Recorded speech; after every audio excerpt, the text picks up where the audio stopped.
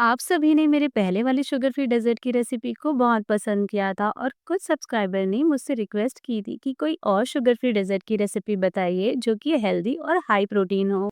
और आजकल की भागदौड़ वाली लाइफ में अपनी सेहत का ध्यान रखना भी बहुत जरूरी है, पर इसके लिए कोई समय नहीं निकाल पाता है। तो आज मैं आपके साथ शेयर कर रही हूँ मिलेट लड्डू की रेसिपी, जो कि एनर्जी बूस्टर और हाई प्रोटीन है। अगर आपने इसे रोज सुबह एक खा लिया ना, तो पूरे दिन आपको थकान नहीं होगी। और इसे मैंने बिना कोई शुगर या जैगरी यूज किए बनाया है, तो वीडियो को एंड तक जरूर देखिएगा।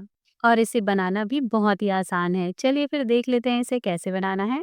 इसे बनाने के लिए मैंने यहाँ पे कुछ सीड्स लिए हैं। ये है सफ़ेद वाले तिल, जिसमें कैल्शियम, मैग्नीशियम, फास्फोरस और ओमेगा 6 होते हैं, जो कि बोन्स और हार्ट हेल्थ के लिए अच्छे होते हैं। ये है पंपकिन सीड्स, जिसमें प्रोटीन, फाइबर, जिंक और एंटीऑक्सीडेंट होते हैं, जो कि ब्लड शुगर को कंट्रोल करते हैं और वेट लॉस में हेल्प करते हैं। और भी बहुत से बेनिफिट्स हैं इसके। ये है फ्लैक्स सीड, यानी कि अलसी के बीज। इसमें फाइबर और ओमेगा 3 होते हैं, जो कि हमारे हेयर और स्किन प्रॉब्लम के लिए बेनिफिशियल हैं। ये हमारे मेमोरी को इम्प्रूव करते हैं और हार्मोनल इम्बैलेंस को रिड्यूस करते हैं। स्पेशली ये वुमेन्स के लिए बहुत बेनिफिशियल है।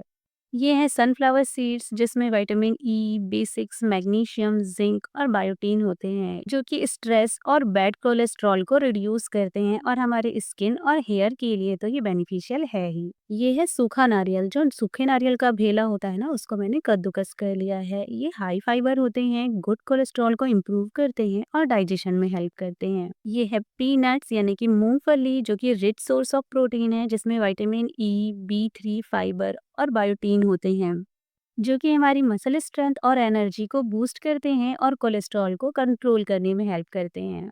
और ये है खजूर का पेस्ट। मैंने 20 से 25 खजूर लिए थे, सॉफ्ट वाले, जिसके बीज निकाल करके मैंने इन्हें ग्राइंड कर लिया है। ये है ना इंस्टेंट एनर्जी बूस्टर है, रिच सोर्स ऑफ आयरन है। इसमें कैल्शियम, मैग्नीशियम और फास्फोरस होते हैं, जो कि कॉन्स्टिपेशन से रिलीफ देते हैं और इन्फ्लेमेशन को रिड्यूस करते हैं। और सबसे ज्यादा तो ये वीकनेस के लिए हेल्पफुल होता है। अब क्या करेंगे ना, इन सभी सीड्स को हम एक-एक करके रोस्ट कर लेंगे। तो मैं गैस में रख रही हूँ एक कढ़ाई, इसमें डाल दूंगी पंपकिन सीड्स और सनफ्लावर सीड्स। सभी सीड्स को एक साथ रोस्ट नहीं करेंगे, क्योंकि कुछ सीड्स हैं जैसे कि सेसमी सीड्स, ये जल्दी भुन जाते हैं। फ्लैक्स सीड, जिसको थोड़ा सा टाइम लगता है, तो इन सभी को हम अलग-अलग ही रोस्ट करेंगे। तो पहले मैं इन्हें रोस्ट कर लेती हूँ। इन सभी को हम लो फ्लेम पे ही रोस्ट करेंगे, तो 4 से 5 मिनट में ये अच्छे से भुन जाते हैं। इन सीड्स को आप इसी तरह से भून के इसके साथ में ड्राई फ्रूट्स मिक्स करके स्टोर कर लें। फिर 1 चम्मच डेली आप इसे इस तरह से भी खा सकते हैं। देखिए, इन्हें भूनते हुए मेरे को 4 से 5 मिनट हो गए थे। ये भून गए हैं। देखिए, इसके ऊपर ब्राउन स्पॉट्स भी आ गए हैं। अब मैं इन्हें एक प्लेट में निकाल लूँगी। अब इसी कढ़ाई पे मैं डाल रही हूँ सफ़ेद वाले तिल, तो इसे भी लो फ्लेम पे मैं चलाते हुए भून लूँगी। सीड्स को ऐसे ही खाना ना मुश्किल हो जाता है, कभी-कभी आलस आ जाता है और टेस्ट अच्छा नहीं लगता, तो फिर मन नहीं करता खाने का। तो आप इस तरह से कुछ नया टेस्ट देकर के इसे बना सकते हैं, जिससे आपको खाने में भी टेस्टी लगेगा और मन भी करेगा खाने का। तिल को भूनने में ना ज़्यादा समय नहीं लगता है, ये जल्दी भुन जाते हैं। देखिए, 3 से 4 मिनट हुए थे इसे भूनते हुए, इसके ऊपर ब्राउन स्पॉट्स आने लगे हैं और अच्छी सी खुशबू भी आने लगी है।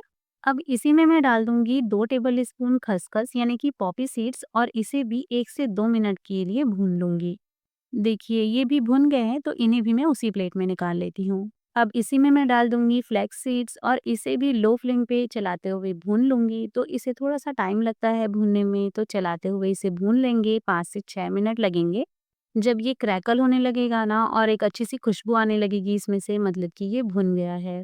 देखिए, यहाँ पे ये भी भुन गए हैं, तो इन्हें भी मैं उसी प्लेट में निकाल लूँगी। अब इसी पैन में मैं डाल दूँगी मूँगफली और इसे भी लो फ्लेम पे चलाते हुए भून लूँगी। सभी सीड्स को भुनने के बाद मैंने ठंडा करने के लिए रख दिया था, वो ठंडे हो गए हैं। और इधर मूँगफली जब तक कि भून रही है, तब तक मैं सीड्स को ग्राइंड कर लेती हूँ।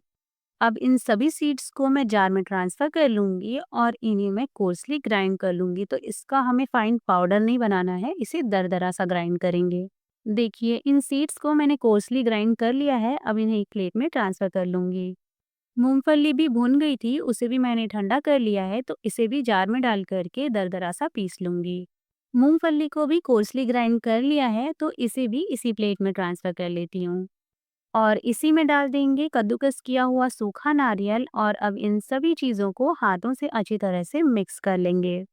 अब कढ़ाई में डालेंगे 2 से 3 टेबल स्पून घी और अब इसी में डाल दूंगी खजूर का पेस्ट जो मैंने बना करके रखा था। और अब इसे लो मीडियम फ्लेम पे लगातार चलाते हुए 4 से 5 मिनट के लिए भून लेंगे।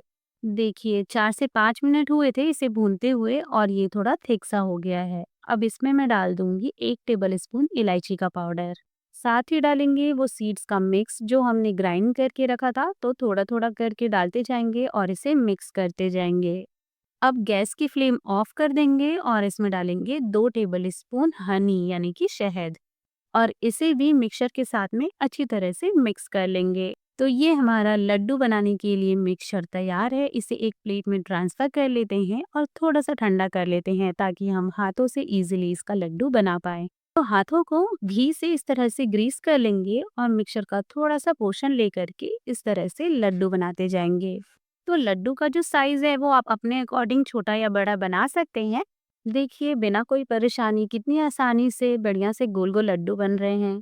तो है ना इसे बनाना एकदम आसान, बिना कोई झंझट और आप इसे एक बार में पूरे महीने के लिए इसे बना करके स्टोर करके रख सकते हैं। और हेल्दी ईटिंग के लिए आप इसे अपनी डेली डाइट में ऐड कर सकते हैं। बच्चे हो या बड़े, हर किसी को ये बहुत पसंद आएगा क्योंकि ये हेल्दी के साथ-साथ टेस्टी भी है। तो कैसी लगी आप सभी को मेरी ये शुगर फ्री डेज़र्ट की रेसिपी? मुझे कमेंट करके अपना फीडबैक ज़रूर शेयर कीजिएगा। अगर रेसिपी पसंद आई है तो मेरी वीडियो को लाइक कर दीजिएगा, अपने फ्रेंड्स और फैमिली में शेयर कीजिएगा और ऐसी ही अच्छी-अच्छी रेसिपीज़ के लिए मेरे चैनल को सब्सक्राइब कर लीजिएगा। Bye bye.